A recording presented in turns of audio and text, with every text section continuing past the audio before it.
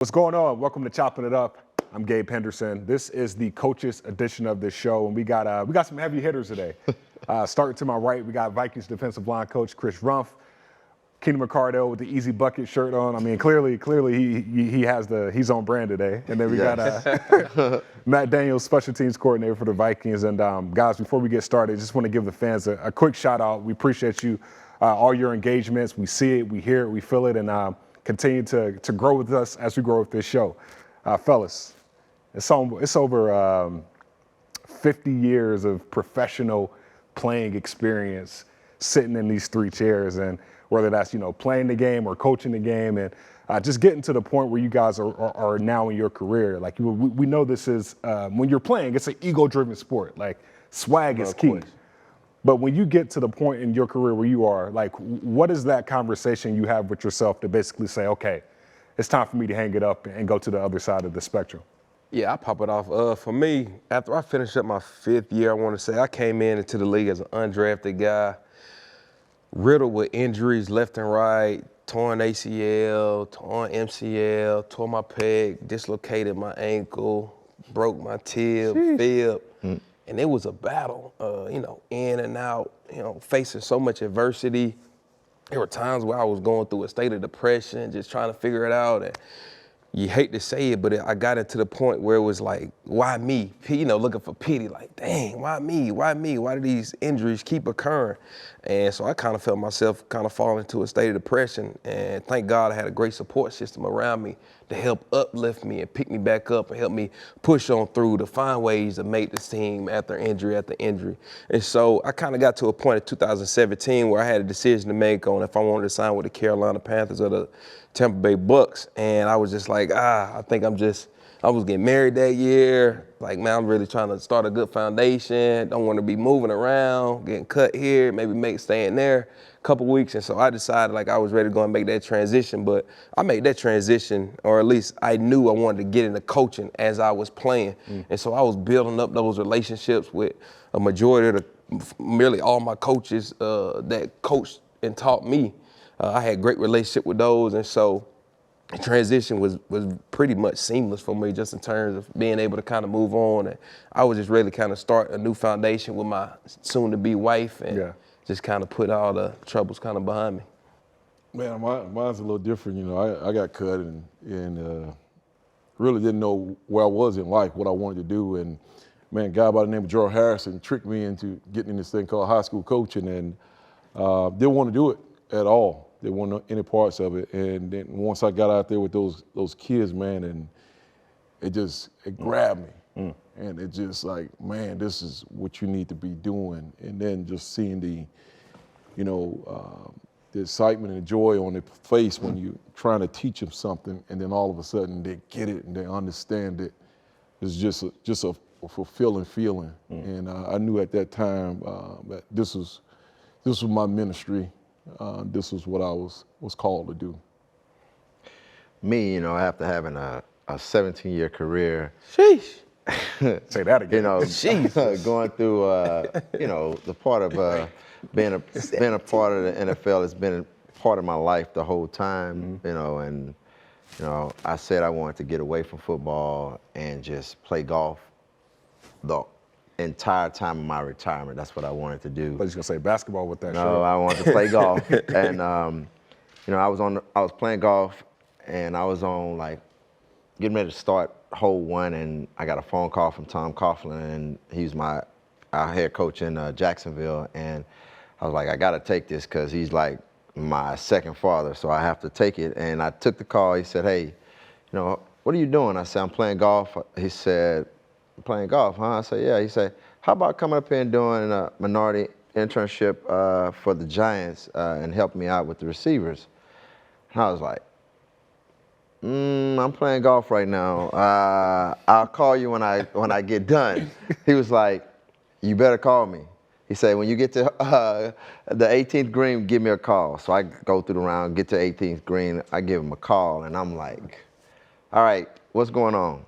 He said, hey, I want you to come up here. It'd be good to get you in the room and talk to the receivers and kind of talk about what you've been through and how you've been successful.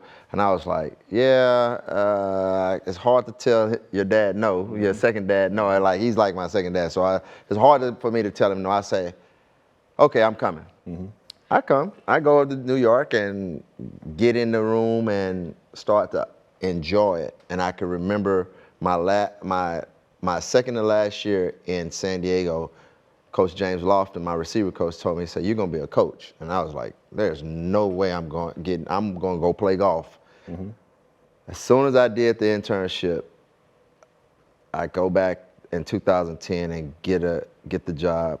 Coach Lofton was the first guy to call me and say, I told you he was going to be a coach. And I was just kind of like, yeah. And he said, and he explained it to me. He said, your last 3 years of your career, basically, he was coaching. He said, when you was in San Diego, I didn't have to worry about anything because you got everybody right and you understood what we were trying to do. So me getting into it, you said lose your edge. We never lose our edge as coaches, even from a player standpoint. When you get here, the competitive vibe is still in you. The juices are there. You never lose your edge going on the other side. You always keep it. I mean, and I think these guys will say they never lost their competitive edge. Yeah. I feel like, with that edge, there does come a leadership aspect to that too, right? Like, is it like what is that process like of leading men? Because still, like you go from player or being at this certain level in your life to like, all right, like now I'm in a meeting room. Yeah. Like now I gotta. So like, what's that process like? It's about trust. Okay. It's about being authentic to your guys, being true to your guys. I mean, sometimes guys don't like to hear the truth, but you as a coach, you got to give them the truth, and you gotta always be up front as much as you can. And then like my old coach used to tell me in Washington, Coach Richard Mann. I mean in Tampa, Coach Richard Mann. He said, if you can read between the lines, I'm gonna take you all the way to the sentence. And if you read between the lines, you'll know what I'm talking about. And he'll always used to give us so much valuable information, but never tell us the true side of what was happening on the other side as a coach, being a player. And you have to kind of read through the lines. And as a coach, if you can get that type of trust from your players and from, that when you say stuff, they can read between the lines and they say, oh, I understand. I know what you're talking about without him having to say it. You got a great room because they're always going to respond for you. Yeah. Just to piggyback off him a little bit, some of the similar things that I like to do is I like to expose my heart and I like to see their heart. And if I can see their heart and they can see my heart, where I'm coming from, that I truly care about them first as a person, as a man, and then as a football player. What's an example of exposing your heart as a coach? Just being transparent. Okay. We have little moments in my room where we just, sometimes I don't like even picking up the remote control first before we watch film. We talk about life, what's happening in your life. And, I suppose, me and my wife may be having a situation with my son. He may not want to do his homework or whatever. I may bring that situation into the room and I say, hey guys, man, this happened last night. My son did this. My wife thought we should do this. I thought we should do this. What do you think we should do? Yeah. And then they just start chirping. And then all of a sudden they start talking and all of a sudden one of the guys, or somebody said, Coach, I remember when I was in that situation, this is what my parents did and it made me feel this way or made me feel this way. I think you should do this here because I liked the way it felt when they did it to me, or I didn't like it the way they did, when it happened to me. So once they see that and they open up, man, and they okay, I get it. It's more than just football. I know all these guys have been there. I know they do the same thing. Right. Yeah. Pat, you remember your first meeting? Your first meeting? Yeah, I remember my first meeting for sure. And the level of respect. Were you nervous though? Was I nervous? Absolutely. Okay. Yeah, it's like game day, first meeting, in front of basically damn near the whole team, So you look at it and it's just like, what is the message I want to deliver? What is the culture I'm trying to build? Yep. And as I've been able to work and, collaborate with so many great coaches previously that I've been been with, that I'm able to take kind of tidbits on their coaching styles, how they communicate, and so kind of blend it all together and make it my own. And so for me, like, I'm big on chemistry, connection and communication, right? How good can I build a well-connected group, right? Yes. How can we find that chemistry on the field to where I know and I can expect what Keenan gonna be, at this spot, and I can trust that. And from there, we got to have an unbelievable job of communicating with each other, because, we talk about it all the time. It's ongoing, it's open, it's honest, it's transparent. And so from there, once you're able to kind of build good, personable relationship within your room, right, then everything else kind of falls into itself. And so, again, I have so much respect for coaches because, when I was playing key, you get a scouting report, and you just think it just show up. It just get put together, it just show up. Yeah, it's just like this paper is here. Right. Not knowing the whole details of it and stuff like that. Right, meetings that you putting together, the detail that goes into it. As a player, you just show up and it's a 60-play cut up. Yes. Your whole day. You're like, man, 30-minute meeting, whoop, whoop, whoop, you get on through it, and like, all right, here we go, away we go, right? But as a coach, it's like, man, you in the dark room grinding, like trying to find every little tidbit that you can to maximize, the potential of what your players are. So on game day, they able to go out and compete at the highest level. So a 30-minute meeting or clip of film may take you 3-4 hours. 3-4 hours. Crazy. Put together 30 That's crazy. To find what you want. Nah, and it's crazy because I didn't realize how important coaching was until I went from one team to the other. And I'm like, ooh, It's different. This is much different. The attention to detail, how they communicate, and how they're going about the process of putting the meeting together. It was eye-opening to me. And then once I stepped from becoming a player to a coach, that's when it was really like, whoa, this is a lot. Yes. Like this is a lot that's going into this, man. And you would you say coaching is just another form of teaching? Oh, Absolutely. Are you just teachers of the game of football? Yeah, you got to put it work. You better have put a work plan together, right? All that. You gotta have your work plan together. Yeah, it's good when you get college. The crazy thing we used to do, and when I was coaching in college, we had like the summer camps, right? And so you have like your players, now they got this NIL, but say, hey, you want to earn some money, hey, a couple of D linemen, you come out here and work camp with me. Yep. And man, they'll be out there like a couple hours, they're like, oh man, coach, guys, I don't know how you do this, man. I can't stand around. I tried to get this kid here to do. He Not couldn't listen. do it. Yes. He ain't listening. I remember the college camp. Yeah. Your players be like, Coach, he ain't listening. What I'm supposed to do? Get him going. You got to get it. I say, that's you. Yeah. That was you as a freshman. Stuff like that. But it's funny because like those are the type of questions that you get asked when you interviewing, for these type of gigs. That ask you like, all right, well, Justin Jefferson say he don't want to run. He want to sit out on his route, or he don't want to, do X, Y, and Z. How do you go about that? Yes. You know what I'm saying? When you got your best player not wanting to do certain drills, or, how do you handle that situation? No doubt. You get all those questions, and you gotta come up with the answer, in your interviews and stuff. But, like they said, being transparent, and players see us working hard. We trying to make them the best player that they can be. Most of the time they step up and want to play for you and run through the walls for you. I mean, if they see you landing on the line, they're gonna lay it on the line. I mean, it comes from like the visual leadership. Sometimes, you go out and they see you, Coach, you was here at 2:00. Yeah, I was here at 2:00 to put this together for you. And they like, well, shoot, if you here at 2:00, man, we gone at 5. At least I can go out, and that's how my room is. They understand, Keenan, 17 years in the league, right? Couple of Super Bowls. Like you coach everybody in this team, in this room is coach generational talent. But Keenan, like for being a part of the game for so long, why do you want to keep giving back after you've given all that you've given? Because of the coaches that I've been around gave it to me. Especially Coach Richard Mann. He caught me at the beginning of my career in Cleveland for 4 years, and then he caught me as I went through to Tampa and on the back end of my career. And one thing I could say, he was always the same person, always the same man. fundamentally sound, taught the same thing from 1992 and 2002, because he says football never changes, the players change. Once I got into it, it's my job to give it back, you know. I got a rule it's a rule in my room that I can't put my own film on, so I never put it on, so, and I get fined if I do, so I always talk about. How many times you got fined, Coach?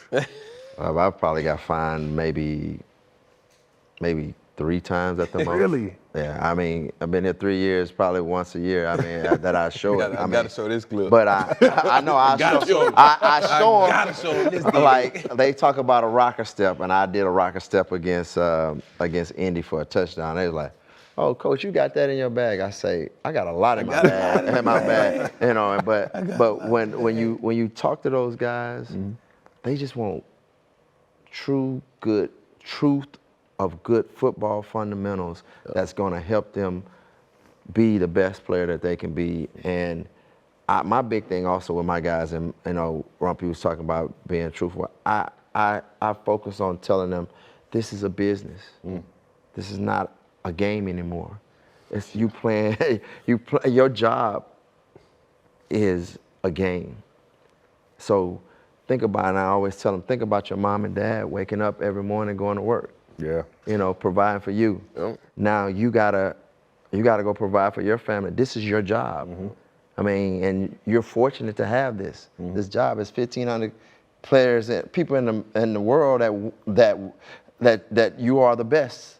And it's over 1 million people that would love to have your job. But it's even that number is even smaller for NFL coaches. Way smaller. So how do y'all keep that in perspective? When you're up here 18 hours, Right. looking at film for 4 hours for 30 minutes. Every day I wake up, I'm blessed. I always say it's the gift that keeps on giving. The NFL is the gift that keeps on giving for me because I played it and now I'm coaching it. So every day I wake up, I'm smiling, loving to come to the building because I'm getting somebody better. I'm getting somebody better mentally, physically, and in their life, like period. Like, so I can never come over here all bad, like bad mood, this, that, and the other, because if I come in with a bad mood, the people that I'm leading are going to be in bad mood. So I'm always smiling. They always say, "Coach, how many cups of coffee you had?" I might tell them 2 or 3, but I've only had 1. But I'm just so happy to be over here because, you know, like you said, it's a blessing. It's a blessing. It's a blessing. So a lot of people want to be up here.